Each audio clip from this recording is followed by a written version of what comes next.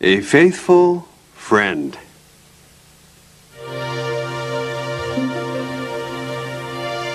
My father was very sick with a disease called Parkinson's disease.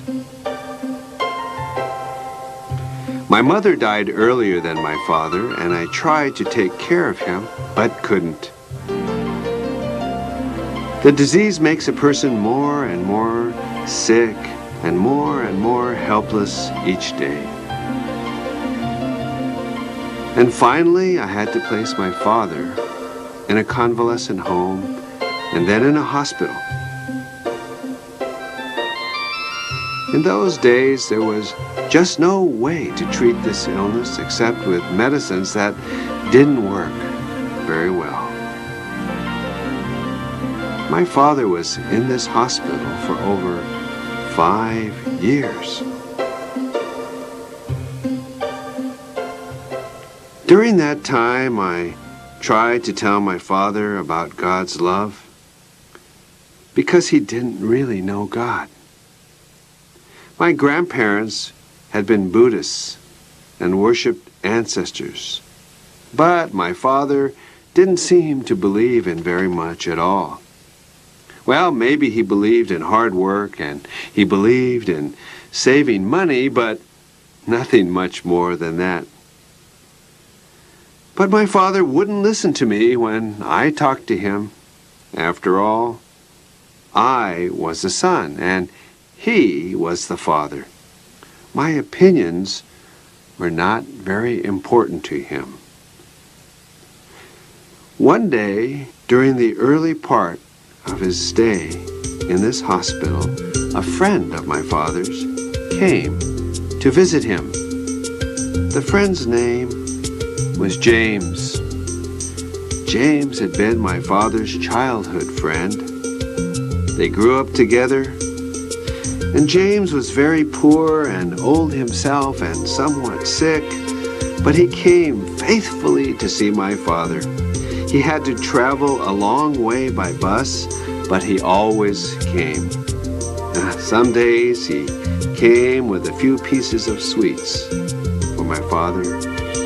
Sometimes he would come with a fruit. However, my father, he was a very suspicious man.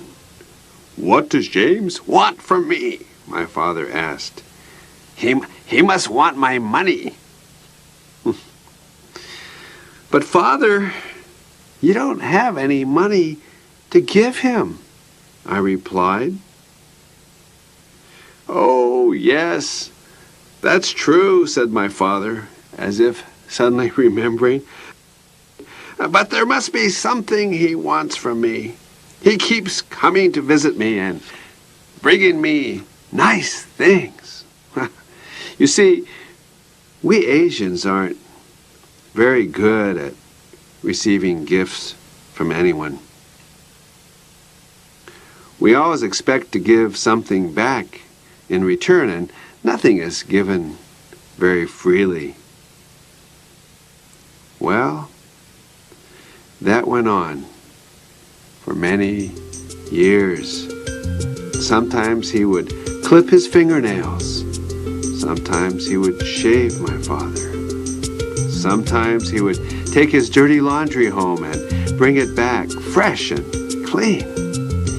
And sometimes they just sat, and James would tell stories about their childhood, and they would laugh together about the silly things they did when they were children. Then about the 5th year that my father had been in the hospital, on one of my visits, I saw a very big Bible on my father's bed. "Father, what is that?" I asked. "What do you think it is?" he answered angrily. "I thought you were a Christian. Don't you know the Bible? James gave it to me." "Well, of course I know the Bible," I answered. "So, what are you reading in it?" "I'm going to read the whole Bible," my father said.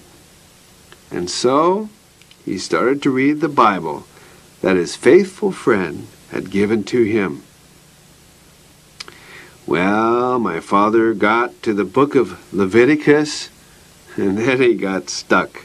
Now, if you ever read the Bible, you'll see that Leviticus is definitely not the most interesting book in the Bible. I suggested to him that he read the book of John the Apostle or Luke the doctor, but my father was a stubborn man. He just wanted to start at the very beginning and finish the whole Bible.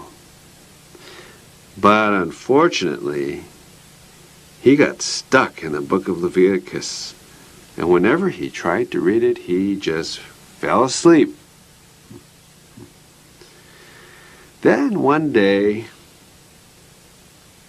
I went to visit him, and there was a very big picture of Jesus above his head. "Father," I said, "what is that?"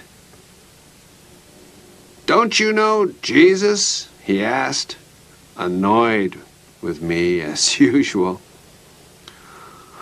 "Well, of course, I know Jesus," I answered, "but why do you have his picture above your bed?"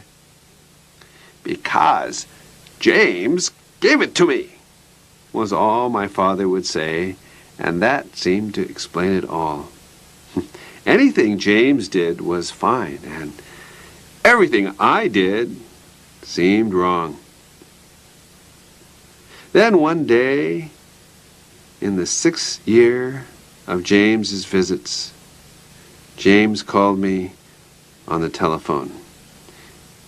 And he said to me, "You must come to church this Sunday," he said to me, "because your father has come to know God, and your father is going to be baptized."